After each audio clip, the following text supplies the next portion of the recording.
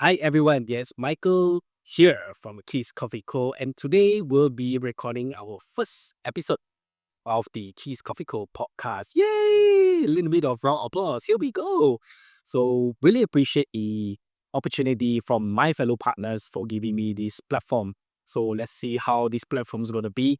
It feels a little bit awkward. So first episode. Anyhow, we hope that this year 2026 will bring great perspective as well as great progression to all the listeners out there. Thank you so much. Continue to tune in and see what we can unwrap over here at the KiS Coffee Co podcast. All right, so this podcast is created for anyone who is ready to get their next cup of coffee. So over here, I would like to introduce that I will be drinking one of our signature house blend. It's called Cherry KiS Black. So it's a combination of two Colombians, a Colombia wash process, as well as a Colombia strawberry honey yeast fermentation. Really beautiful coffees and tasting notes of strawberry yogurt, strawberry milkshake, and my personal favorite, cherry. Can think about cherry case, read about KiS Coffee Co. Anyhow, I'm drinking this coffee brewed over on a Marco coffee Peshku Rishi. Super tasty. I like it over ice. Some people may like it over black. Personally, I prefer it over ice. Black coffee, to me, I had the sensation of acid fluctuation, so I don't really key in getting a lot of black liquid in my stomach. But definitely, ice is something that is refreshing. Highly recommend anyone to get in over ice. Anyhow, so let's dive into the first topic of the day. Wow, I'm excited and anxious as well. So, little bit introduction. My name is Michael. I'm one of the three of co-founders of KiS Coffee Co. KiS Coffee Co basically stands for Keep It Simple Coffee Community, or some people may name it company. Up to you. For us, we like to interpret it as community. Keep it simple. The other two partners, they are Kenneth and Ballon. So together with Kenneth and Ballon, all three of us founded this small little micro roastery with big dreams over in 1st of May 2025. Beautiful milestone. Round of applause for that. Wow. We decided to jump off the cliff after climbing huge mountains of careers, failures of startups, as well as working for many different coffee companies. So we come to this conclusion where all three of us found out that we have a big passion in serving or creating a platform for building community.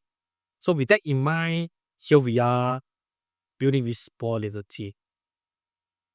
I'm not going to talk about Kenneth and Ballon. We will have a special episode together with them. Today, I will share a little bit about my story. Who am I? How did I get into coffee? As well as what is my role in the company structure, or I would say culture of KiS Coffee Co back then. So this year, it will be my 80th year doing coffee in Malaysia. I started as a barista back in the day. So to be fair, those days when I got into coffee, it was not really because of the love of latte. Also, it was not because of having a passion for making coffee. It was purely simple as I just want to earn money. That was how I started. So back in the days, and when I was young, after school, I didn't really found anything that I'm passionate about. So I did try, example, to be a financial planner. I was very talkative. Since young, one of my problems that I faced growing up in primary school and secondary school is the teacher always call my parents to come to class because of discipline issue. Not because I pontek sekolah, not because I skipped school or classes, but because I was too talkative and noisy that it affect all other student learning process. So my mom was really busy with coming over to the school, listening to the teachers nagging about how noisy I am. So I grew up knowing that, I like to talk. So with that in mind, after my secondary SPM, I was given the opportunity to learn uh, from one of my mom's friend who happens to be a financial planner. So the logic was, if I can talk, right? If I like to talk to people, how about I learn or share about financial planning? Uh, to be fair, it didn't last long. It was a disaster. So I was there only for 3 months. Very simple. Because what as a financial planner, right? The idea of approaching any random people on the street or doing cold calling on the phone and trying to make an appointment with them and talk to them. At the same time, trying to convince them that you have the best package available. That didn't sing well with me back then. I was so young, like naive. So I quit because I found out that I didn't really like that position or that direction. Me myself, I am someone that in a way stubborn, that I dislike being pushed over. I hate when people try to tell me something or force an idea onto me. And I don't like to follow rules and regulation, right? So you really can see as young, I'm a very naughty student. I like to talk a lot. So yeah, growing up, I was having that process or that problem. So I didn't end up being a financial planner. So what I did, so happened, my friend wanted to enroll into automotive, which is car technician or foreman in Malaysia, right? Some of you may name it. So given that I actually love cars, I like driving a lot. I like, turning the steering wheel in my small little space, listening to my music. Ooh, Taylor Swift, I don't know, right? Who knows? So with that in mind, I decided that, hey, how about I give myself a chance where I follow my friend to enroll into the automotive college, which was Tractors Academy in Puchong. So I enrolled into automotive college, decided to study car technician, car parts. I studied for 2 years, and then that didn't end well as well because during my internship as a junior car technician, the first 2 months it was okay. I was doing just the basic cleaning and stuff. When you go into a new, like a chef, right? When you go into a hot kitchen, you just enroll. You don't immediately become the chef that cook. It started way below the bottom, right? It started as sweeping the floor, cleaning on the place, making sure the equipment are clean and spotless. So in car technician, I was doing the sweeping the floors, cleaning the engine bay, as well as taking all and recognizing, right, all the parts and tools on how an engine works, right? So I was doing that. And by the second month, again, the senior of that particular company decided to call my mom. All right, again, my mom was involved. So I don't know if you want to call me a mommy's boy, but hey, maybe yes, maybe no. So my mom was called, and then the senior technician just decided to tell my mom that I don't have any talent in automotive. So he advises my mom to where it's better for Michael or me to seek other job opportunities.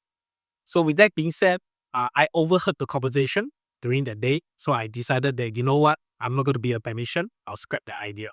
Rebellious. Went home, don't know what to do. I was playing online games a lot. And then I stumbled into this online game called Lost Tale. Credits anyone who ever played Lost game before. So that game is what we call the RPG game where you level up and you buy equipment and stuff.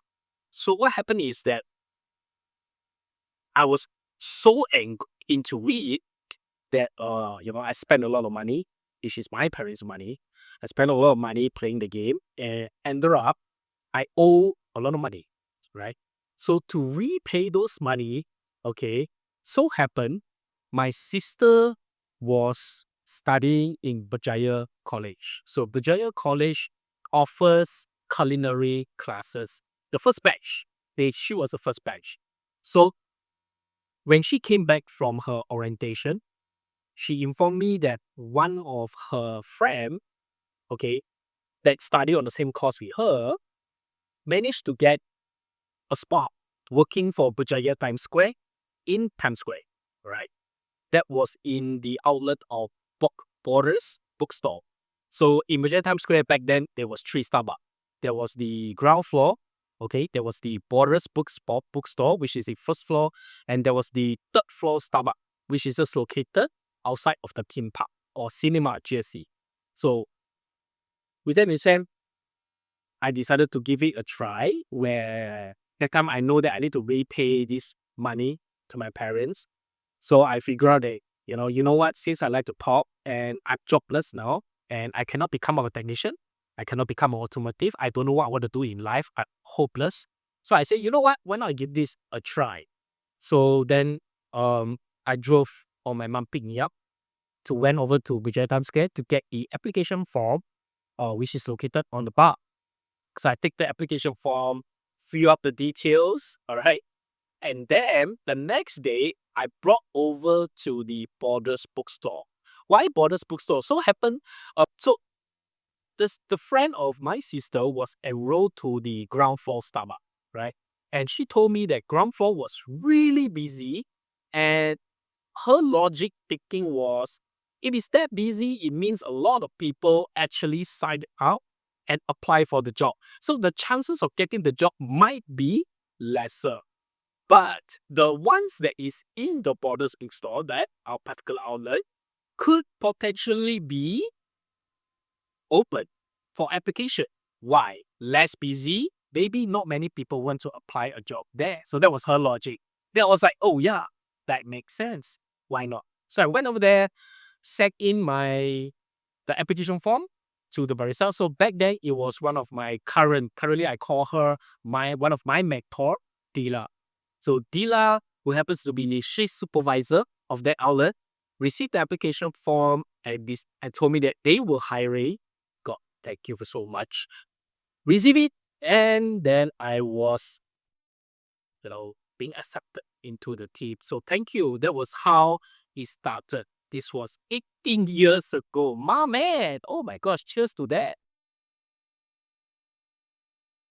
And so fast forward, I was with Starbucks for 5 years. That was where I learned about, example, being what it means to be a barista, what it means to provide customer service, how do you do opening and closing of the cafe in terms of bar flow, in terms of coffee equipment arrangement, in terms of speed of service. And most importantly, it was also in Starbucks that I find my true calling of what it means to be a barista. Let me share you guys a story that until now, that I still remember out there to all the baristas, right? You see, I give one example. When we drive a car into a shopping mall, right? When after you park your car, what is the first thing you do? Okay, what's the first thing you do? That when you step out from your car, that first action that you take. So do you still remember? Most people, when they step out from their car, you know what they do? They take a look at their surrounding or take photo of the place that they park their car, right?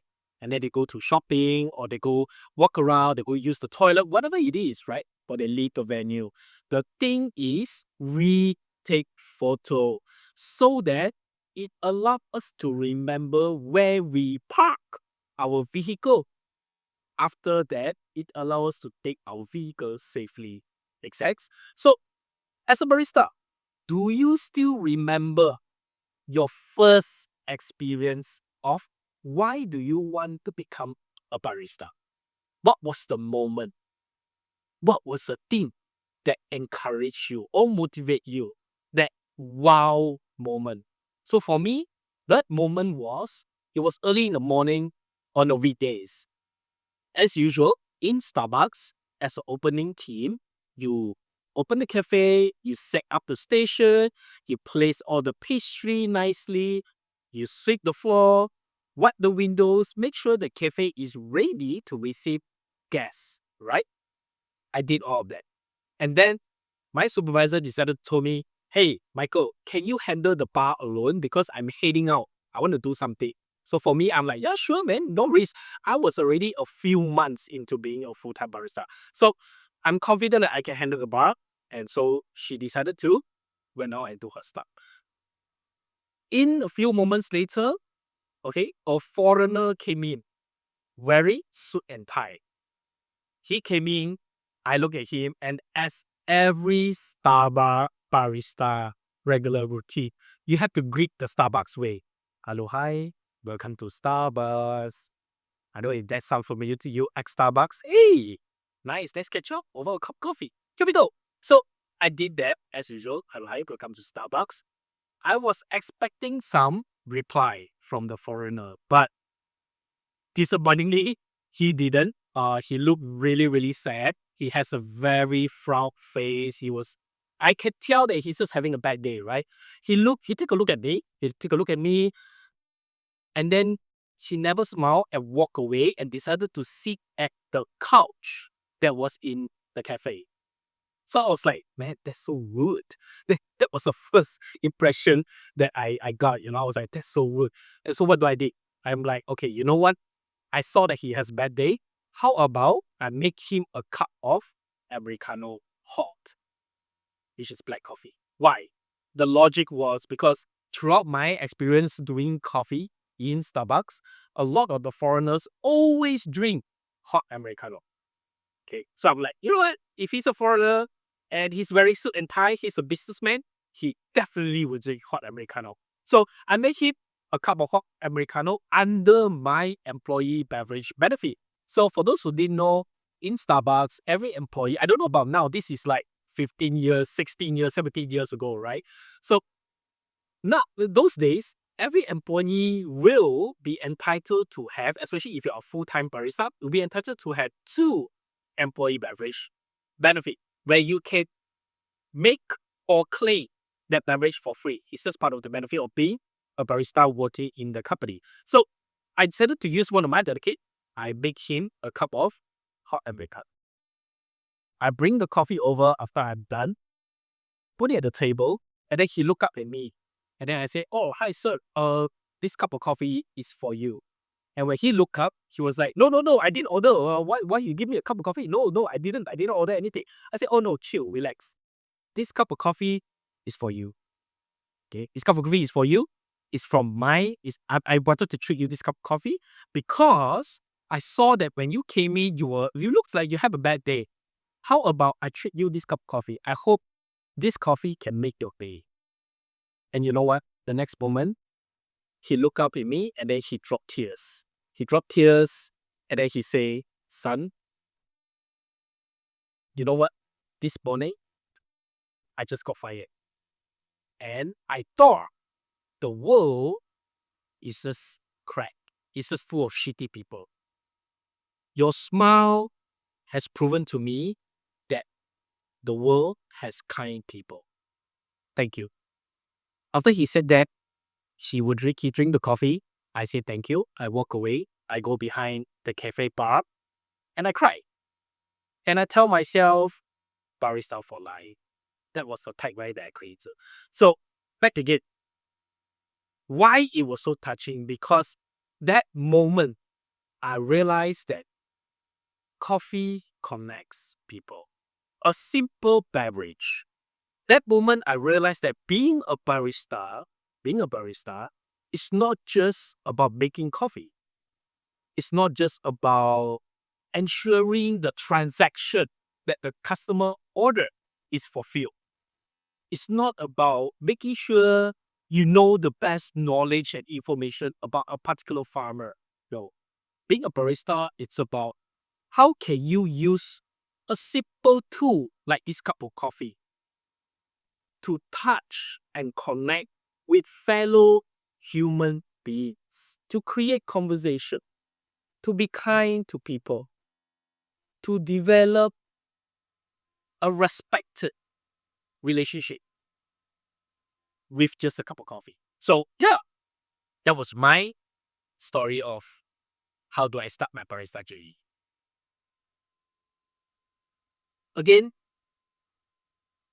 if you'd like to know more, Let's do one episode for that. For now, I hope that this little story can inspire you, and I hope it motivates you on why do you need to remember your cup of coffee, as well as do you remember why do you want to become a barista? Again, the story of this is, or the moral story of this is that I hope and I truly believe everyone should always remember to celebrate their small wins. How do you celebrate the small wins? You know, Asian culture, we have this tendency where we tend to discourage people or even our kids that we need to take care of our image, and also we cannot be overly loud about our achievement. Why? Because it might seem that you are trying to boast about yourself. It might seem that you are too proud. It might look like that you are just arrogant and ego. So growing up as Asian kids, right, Asian culture, we are discouraged from celebrating this small little success because it will look like you're just, ego and arrogant. But to be fair, there is some truth to it. I feel the best way is to find a balance where some wins or some small success deserve to be shout out, deserve to be celebrated. Example, like story like this, so that it can remind you that the small little milestone that you have achieved along the journey, along your life journey, can always remind you what it means to be human, what it means to become a barista. Why are you in the coffee industry? Why do you want to create a cafe? Why do you want to create a roastery? Why you decided to choose this industry over others? So that is very important. KiS Coffee Co was started with a very simple mindset. Keep it simple. We truly believe that in the coffee industry or the coffee community needed a platform where roasteries celebrate and build coffee communities that focus on genuine human relationship. How do we do that? You may ask. Example of activities that we can do on a weekly or monthly basis. Coffee tasting session, food pairing session, coffee roastery tour, collaborate with other potential lifestyle brands to showcase that coffee can also deserve the success and recognition that it gets. Maybe a Malaysia Book of Records, I don't know.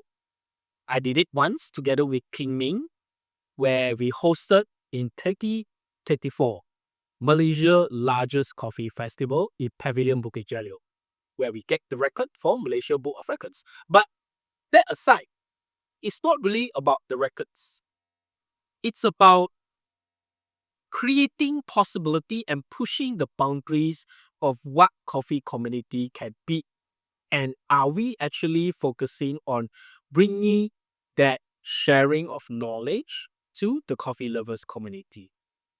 So if you haven't tried KiS Coffee Co, feel free to come over to KiS Coffee. And yes, we are here to welcome you. This is episode number 1 of the KiS Coffee Co podcast. I hope that we definitely will have more sharing sessions together with me. I'm Michael signing off. Have a great day and stay down. I'll catch you on the flip side. Peace.